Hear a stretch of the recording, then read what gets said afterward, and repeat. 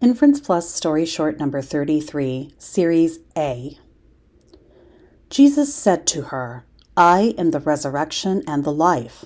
The one who believes in me will live, even though they die.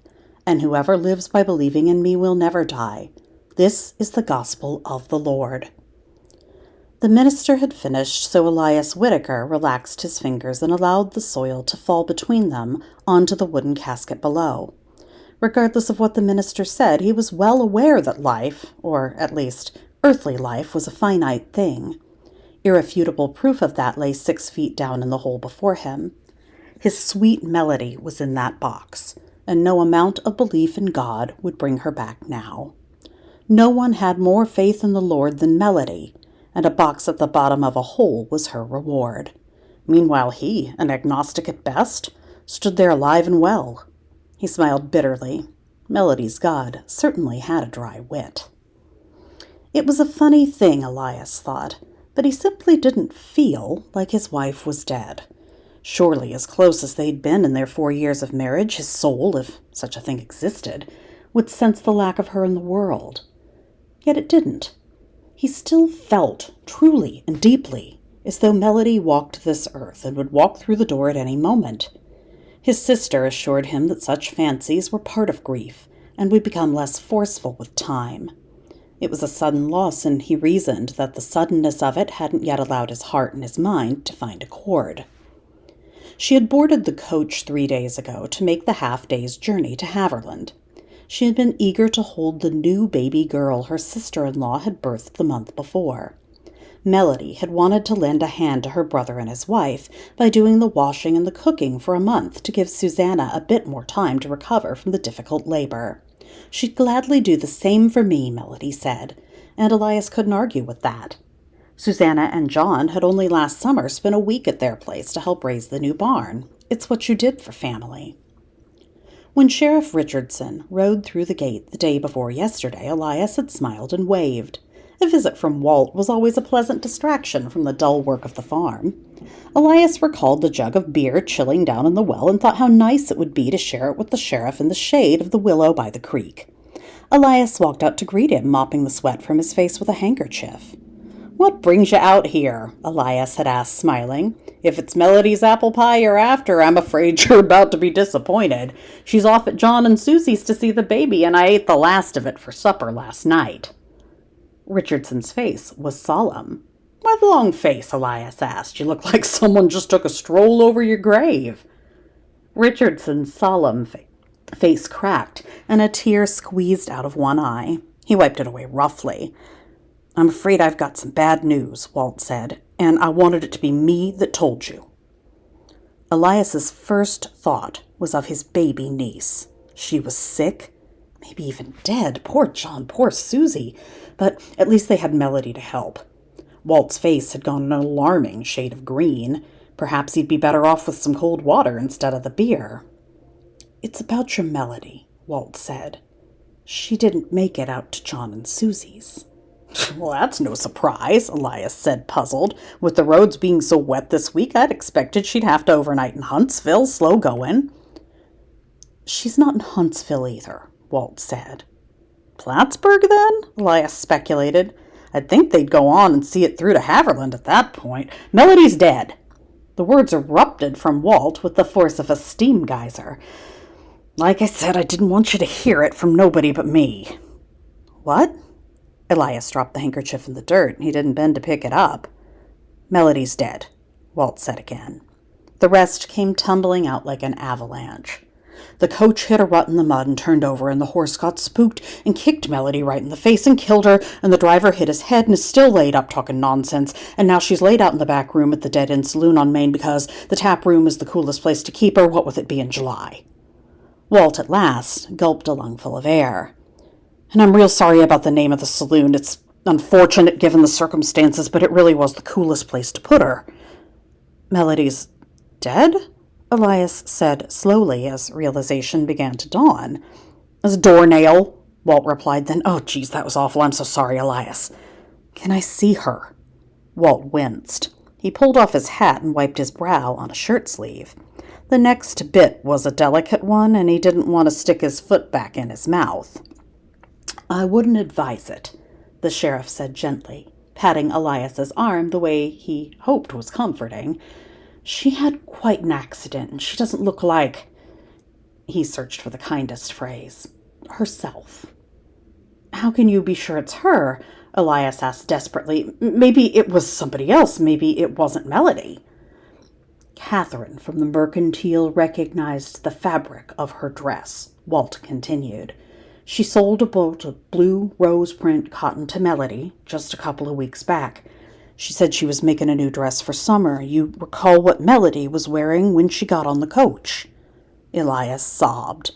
It was a blue cotton dress with roses. He collapsed into the dirt beside the abandoned handkerchief. Who can I get for you? Walt asked desperately. Crying men were not an area in which he had expertise. My sister Pearl, Elias sobbed. Get Pearl. Relieved to hand off responsibility, Walt rode down the road to fetch Elias's older sister, who would presumably have more experience navigating the waters of grief as a twice-widowed woman herself. Walt's Betty was healthy as a horse, and he thanked the Lord for it as he galloped down the drive to Pearl's place. And thank goodness for Pearl.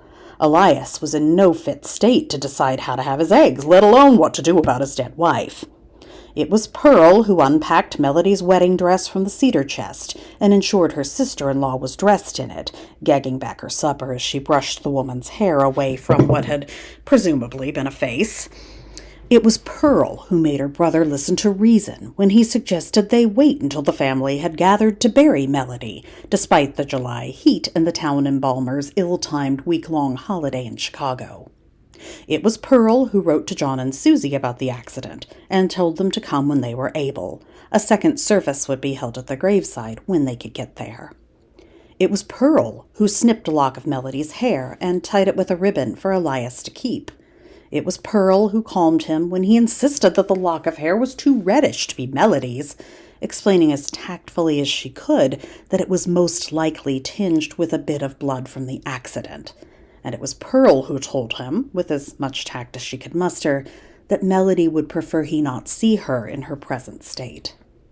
It was Pearl who dosed her brother with a nice big spoonful of laudanum syrup to drop him into fitful sleep. Pearl recalled her own aching grief when her first husband died of typhoid and wished she could console her brother that the next dead wife would be easier for him. But it didn't seem like a sentiment he was likely to appreciate at the moment. I don't feel like she's gone, he wailed. If my Melody was gone, I'd know it. It takes time, Pearl soothed, dosing him with another spoonful of laudanum. The best thing for you now is to sleep. You'll feel better once you've rested your mind.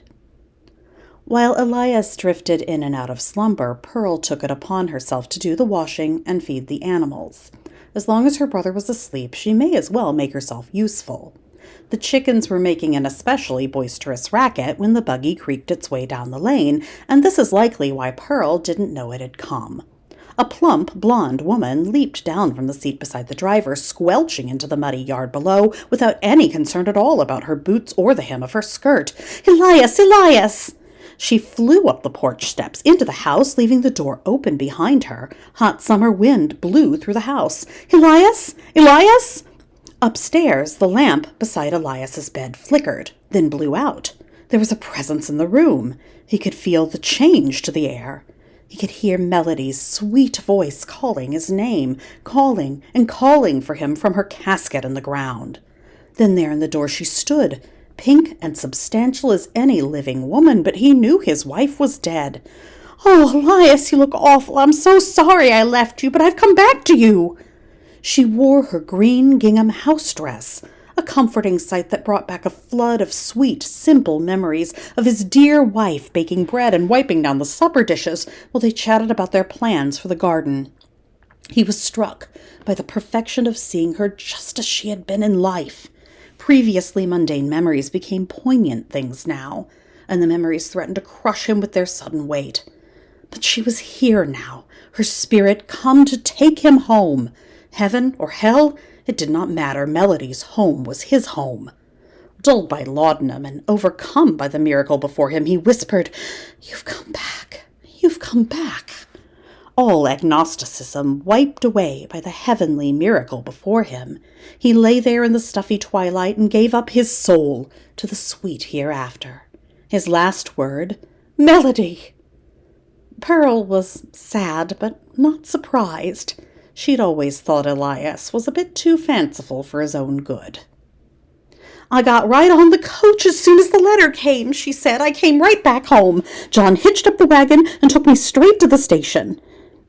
"But what about the dress?" Walt asked. "Kathy was sure as hogs are made of bacon that was the fabric she showed you to make a new dress." She let out a little sniffle. "It was my dress, but 'twas Mary Connolly that wore it that day," she said. "She took a spill at the station and got mud all over. She was fit to be tied about it. You see, she was off to see about a nanny job in Tarlington, and I couldn't let her go off crying like that and dirty. She'd have come off poorly.